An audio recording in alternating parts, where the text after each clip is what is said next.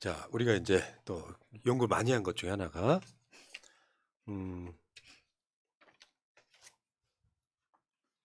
블랙핑크 공연을 미국이 그것도 질 바이든이 블랙핑크 공연을 빨리 성사시켜달라고 7번이나 독촉했다는 걸 김성환이 쌩까는 바람에 김성환을 사퇴시켰다. 그러면서 그때 국민일보 단독이 뭐라 그랬더라?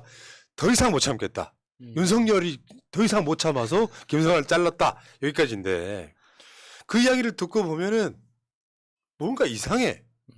저게 사실인가 가짜인가. 근데 구조를 보니까 묘한 게 나와. 그 이야기 한번 해볼게요. 국빈 만찬의 블랙핑크 공연은 처음부터 애초에 불가능했다. 성립 자체가 불가능했다. 그게 뭐냐면 백악관 외교관리라는 게 있답니다. 블랙핑크 공연을 제한하고 독촉하는 것 자체가 있을 수가 없다는 거예요. 네. 근데 그 과정을 제가 설명을 좀 드리면 뭐냐면 만찬은 쉽게 표현하면 일반 사인 간에 보면은 안 사람의 몫인 거예요. 그래서 미국에 가면 우리나라에 없는 지금 예전에는 제2 부속실이 있었지만 네. 미국에는 지금도 영분실이라는 게 있어요. 백악관에. 만찬 같은 경우는 영분실 담당인 거예요. 그래서 전체적으로 누구를 국빈으로 초청한다, 윤석열을 초청한다 그러면은 그 만찬을 준비하는 곳은 영부인실이 거기에 오는 손님들 누구 초청할 건지, 누구를 초대 가수를 세울 건지, 메뉴를 뭐 할 건지를 다 거기서 결정하는 거예요. 저 사진 하나 보면요, 저것도 이제 국빈 만찬하는 곳 중에 하나라고 해요. 아니 저기가 백악관에서 이제 그 국빈 만찬하는 스테이트 다이닝 룸입니다. 근데 지금 보시는 건 되게 좁아 보이겠는데 저게 50평 정도 되는 크기인데 저게 이제 저기 왜 라운드 테이블로 해가지고 약간 좀 더 사람을 많이 넣을 수는 있지만 저 장소에서 블랙핑크가 막 공연을 하고 할 수 없는 거죠. 저거는 이제 식사만 하는 공간이고 그리고 더 큰 데가 이스트룸이라고 있어. 이스트룸. 아니 그 이스트룸에서 만찬을 하고 저기가 만찬 후에 공연하는 곳이에요. 아 그런가? 네. 저 방에서 어떻게 다른 각도에서 찍으면은 저 안에 라운드 테이블이 몇 개가 더 들어가요. 그래서 더 많은 사람이 수용이 가능은 합니다. 아 제가 준비해 온 거는 이스트룸이 대략 한 200명, 300명 들어가는 공간인데 거기 이제 쉽게 표현하면 우리나라 영빈관 같은 곳이고 저기는 이제 그냥 식사만 하는 공간 이렇게 저는 알고 있었거든요.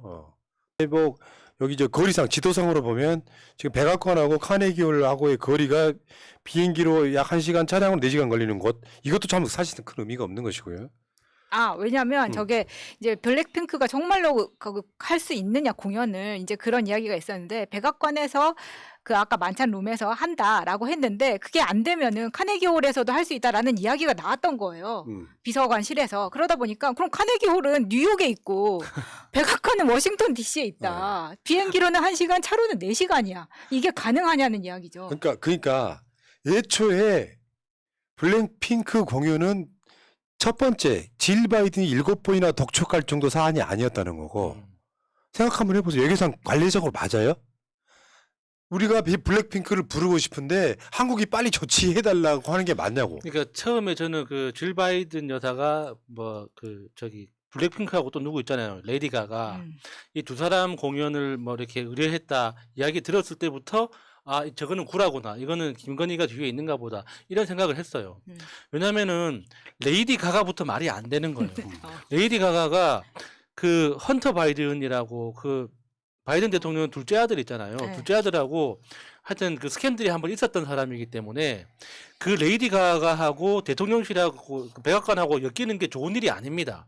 그러니까 백악관에서는 어떤 공연을 기획할 때 뭐 역사적인 맥락, 사회적인 맥락, 대통령 부부의 어떤 취향 여러 가지 것들을 고려해가지고 이유가 있는 사람들을 초청을 한단 말이에요. 근데 제일 먼저 레이디 가가부터 말이 안 되죠. 그 다음에 블랙핑크. 왜 블랙핑크입니까? 갑자기 왜? 미국의 정치 역사나 사회 문화적인 맥락에서 블랙핑크하고 무슨 연관이 있습니까? 만약에 굳이 연관을 짓는다면 BTS가 훨씬 더 연관이 있죠. 그렇죠. 아시아인 중에 최초로 빌보드 그 탑100에 들어가고 1위까지 달성했던 그런 팀을 만약에 백악관에서 공연을 하자 한다면 말이 되죠.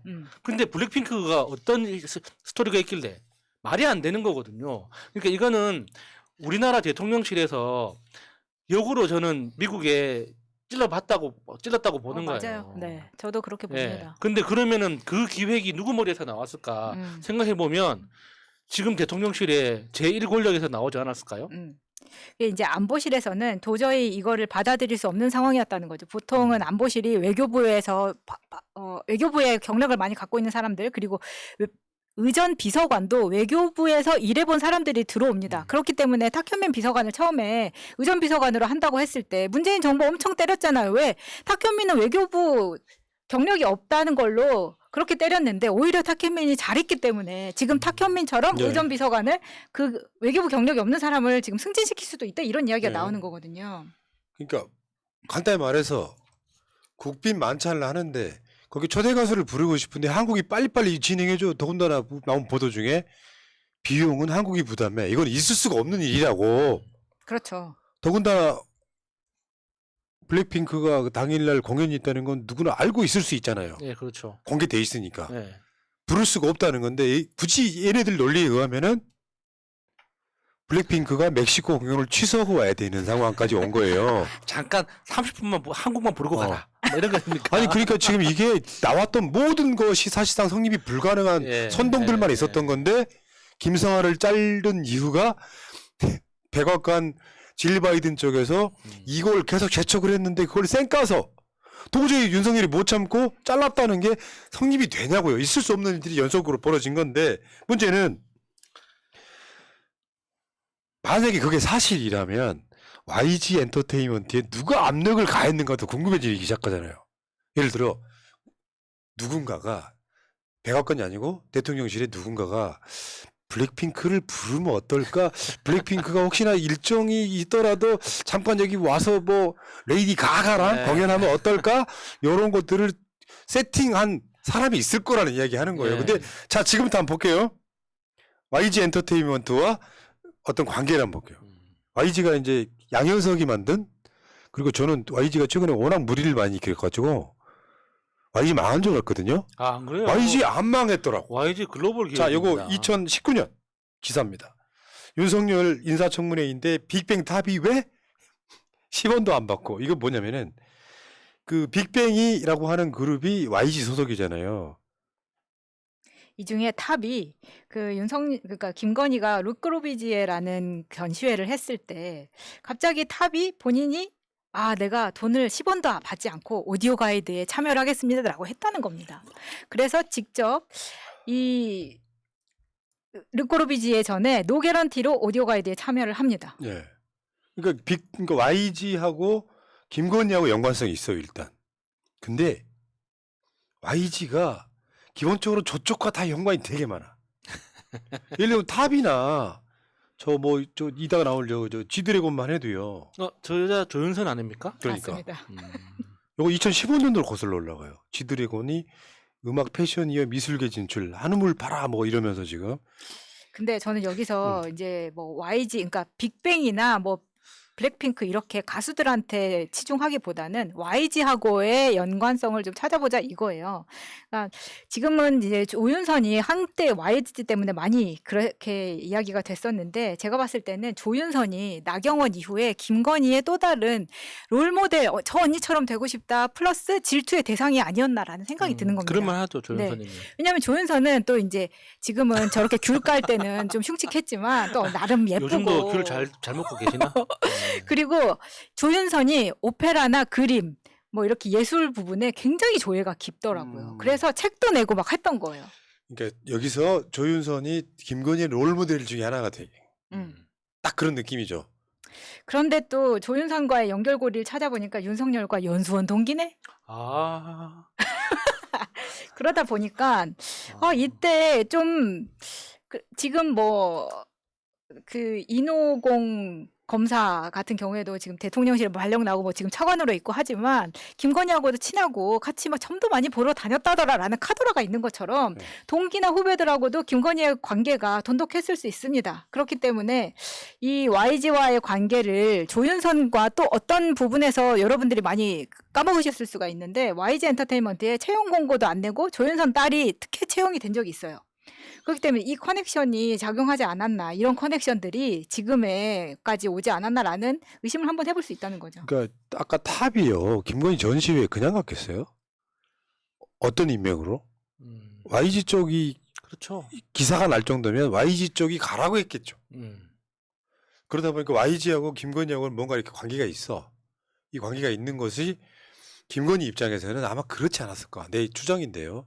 블랙핑크 오라 그러면 올 수 있을 것 같은데. 양군한테 말하면 들어줄 거야. 양군한테 뭐 이런 거. 말하면 올 수 있을 것 같은데라는 아주 단순한 생각을 뭔가 이렇게 짱구를 굴리다 보니까 이게 조중동 지나면서 너무 대가리가 커진 거예요. 감당 못할 정도로. 근데 내가 봤을 땐 그거 있잖아요. 뭐 김성환이 했다는 말 중에 하나가 대표적으로는 일본과의 관계가 이렇게 급하게 가면 안 된다. 네. 국민 민심 위반된다도 있지만 실제로 김건희가 데리고 온 비서들 있잖아요. 그 사람들과의 문제도 꽤 있었다고 저는 알려져 있거든요. 너무 폭주하니까 애들이. 예. 그거에 대해서 괘씸죄를 물어서 김성환을 잘랐다가 정답이면 질 바이든의 그 블랙핑크 레이디 가가 공연을 묵살하는 바람에 김성환을 잘랐다라고 하는 건 기본적으로 성립이 안 되는데 그런 방식으로 모욕주기 하면서 50년 지기를 잘라버린 거 아니에요. 그 힘은 그러니까 누구야? 조윤선이야? 그러니까 양현석이야? 제1권력이 따로 있잖아요. 김건희야. 제1권력이 난 누군지 모르겠는데 하여튼 대통령보다 더 센 권력이 지금 대통령실에 있다는 거죠. 그러니까 이번에 사퇴를 한 김일범 의전 비서관 있지 않습니까? 이 사람이 원래는 외교부에서 굉장히 경력이 많이 있었던 사람이고 이명박을 그 통역하면서 미국 국빈 만찬 때도 이 사람이 이명박 통역 바로 옆에 앉아가지고 미국에 갔었던 경험이 있던 사람이더라고요. 그러다 보니까 이번 정부에 똑같이 한미 정상회담을 하려고 하는데 이 사람의 경험이 사실 많이 도움이 되는 거잖아요. 근데 이 사람이 박차고 나온 이유에 대해서 생각을 해봐야 된다는 겁니다. 근데 그 지난 정부 때 스페인 국빈 초청 때 이야기를 들어보면은 국빈 초청을 정말 그때 문재인 대통령이 극진하게 받았잖아요. 그때 당시 이야기를 들어보면 대통령은 롤스로이스로 의전을 하고 의전 비서관한테 캐딜락 정도의 대우를 해줬다는 거예요. 그러니까 나가면 우리가 생각하는 것보다 실무는 실무대로 일을 하지만 나가서는 또 국빈의 대우만큼의 대우를 받는 게 의전 비서관이라는 거예요. 그러다 보니까 지금 그럼에도 불구하고 김일범이 사퇴를 한 데에는 밑에 지난번에 말씀드렸던 김승희 행정관이 본인의 그 업무 역량보다 YG 같은 네. 경우에 블랙핑크 정도는 우리가 해볼 수 있지 않았나 하고 그렇지. 무리를 해서 시도를 했다고 보는 거예요. 내가 양군한테 이야기하면은 이 공연은 성사시킬 수 있을 거야가 이제 아이디어 차원에서 막 사실 근데 우리나라 대중음악 시장을 얼마나 가짜게 보는지 딱 그러니까. 드러나는 거죠. 그러니까 그냥 노래 와서 부르려면 네, 불러라 네. 이 정도 한 70년대 인식을 그대로 가지고 있었다고 네, 보고 카네기는 이미 공연이 차 있어서 예약도 불가였고 당일 그리고 이제 블랙핑크가 그 멕시코에 공연이 있었잖아요. 그날 당일이 아니더라도 앞 뒷날이라 하더라도 블랙핑크한테는 무리인 거예요. 그렇죠. 근데 이제 YG에서는 긍정적으로 검토하겠다라고 했지만 YG 안에서도 그게 될 거라고 생각했을까요? 예. 저는 퀘스천입니다. 자, 아까 그 이스트룸 사진 하나만 더 보여주세요. 제가 정정할 게 있어. 내가 백악관을 가봤어야지. 뭐냐면은 아까 그 루마나 사진 있잖아요. 예. 또 보람 PD 바빠지네. 음. 여기가 공연하는 곳이 맞대요. 그러니까 아까 말한 그 이스트룸이라고 하는 곳은 한 200~300명 들어가는데 받쳐 먹는 곳이야. 네. 밥 먹고 그리고 이제 밥 먹고 이동을 한다는 거야 이쪽으로. 갈 사람들은 가고 공연을 볼 사람들은 가는 근데 거죠. 여기가 이제 빈들입니다. 다는 안 나왔겠지만 여기서 공연을 할 수는 있는데 가능한 공연은 뭐냐면 첼로 켜고 바이올린 켜고 이런 그렇죠. 공연이 보통 가능한데 역대 그 백악관에서 공연을 했던 사람들을 보면 뭐 힙합이나 그 솔로 가수들이 있잖아요. 이런 사람들, 그러니까 저런 공간에서 한 2~3곡 정도 불러도 크게 무리가 없는 사람들, 이런 사람들을 주로 초청해서 공연을 했지 댄스 팀이 가서 한 적은 없습니다. 그러니까 만차는 이스트룸 아까 푸나님 말씀하신 그 이스트룸이 맞고요. 거기는 이제 80평 정도 되고 오히려 공연하는 저 스테이트 다이닝 룸이 50평 정도로 더 작은 거예요. 그러니까 디너쇼가 안 되는 거야. 보통 우리 생각에는 영빈관 같이 생긴 곳에서 밥을 먹으면서 공연 보는 줄 알았더니 밥 따로 처먹고 중요한 사람만 이쪽으로 모여해가지고 작은 방에서 공연을 즐기는. 그래서 결국 저게 접으면 카네기홀로 간다는 아이디어인데 네. 비행기 타고 1시간 걸리고 4시간 자동차로 가는 거리 그게 안 된다. 이런 돌대가리를 쓴 거예요. 예. 그래서 백악관이 사실 겉으로 봤으면 되게 크고 멋져 보이지만 내부가 굉장히 좁아서 그때도 트럼프 때 멜라니아가 나는 백악관 들어가 살지 않겠다라고 했던 이유가 저런 데 있는 겁니다.